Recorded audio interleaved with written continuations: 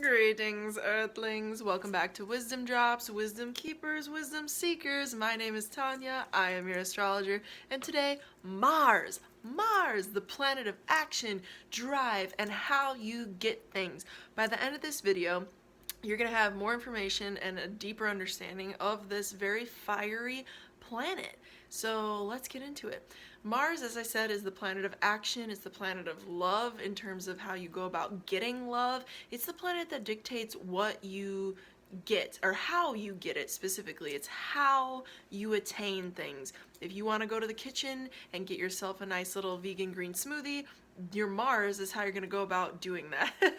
Maybe that's a terrible example, but in love, Mars is how you get your partner, or how you show your partner love. It's your giving force. It's the masculine mirror to the Venusian feminine planet of love, okay? So these two passion planets are like the feminine with the Venus and the masculine with the Mars. And so in the chart, they're going to have those types of energies to them. You get it? Mars is how you give love, and Venus is how you want to receive love. You get it? You get it? Comprende? Okay? So another thing that we should think about when we think about Mars is the fact that it rules the signs Aries and Scorpio, which are the two most badass signs of the zodiac, and that's because Mars is what you call a malefic, or a so-called astrological bad guy. And that means that Mars and Saturn, along with Pluto, they have the ability to inflict pain, or when they're working on you and doing their divine puppeteering, they actually like can hurt you in that process of helping you, if that makes sense. Also, they can just hurt you. So like Mars by transit can cause like cuts and wounds and bleeding, and like in some cases like death, unfortunately, but Saturn is usually there in those instances as well. But anyway, I don't want to like scare you, because that's totally not the point of this video. But Mars is how you get things accomplished. So if you have Mars in like a so-called lazy placement, you might be slower, like just Taurus for example, you might be slower to get to it and to get what you want, but once you actually get in the gear of getting it, you'll get it, because Taurus is like a steamroller once it gets started, right? Versus if you have Mars in a sign like Gemini next to Taurus, you're going to be like real quick about starting how you get things, then maybe not be the best at following through.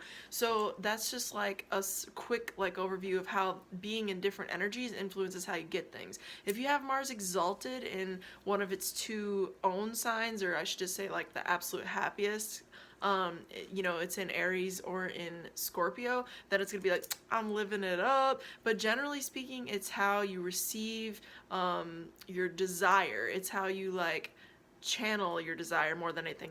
Not so much receiving, but it's how you channel doing anything. It's how you approach getting. It's how you approach doing. It's how you approach going about accomplishing. It's your internal general. Mars in astrology symbolizes the general, like the person who's the strategist and going out there and getting things done, following out orders. Well, who in the chart is Mars following out orders from?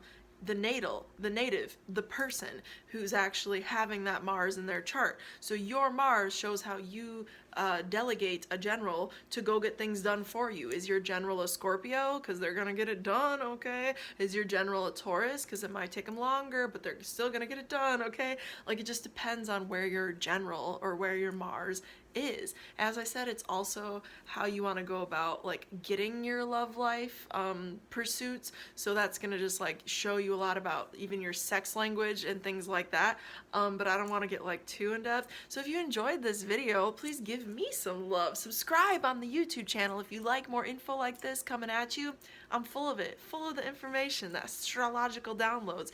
Also, if you want a reading with me, just email WizdomDropz@gmail.com, or DM me if you're on the Instagram. Obviously, if you vibe with this, follow on the Instagram, like, love, heart, do all the loving things, because I'm sending you lots of love, okay? My astrology family. So with that said, may the stars be with you. Peace.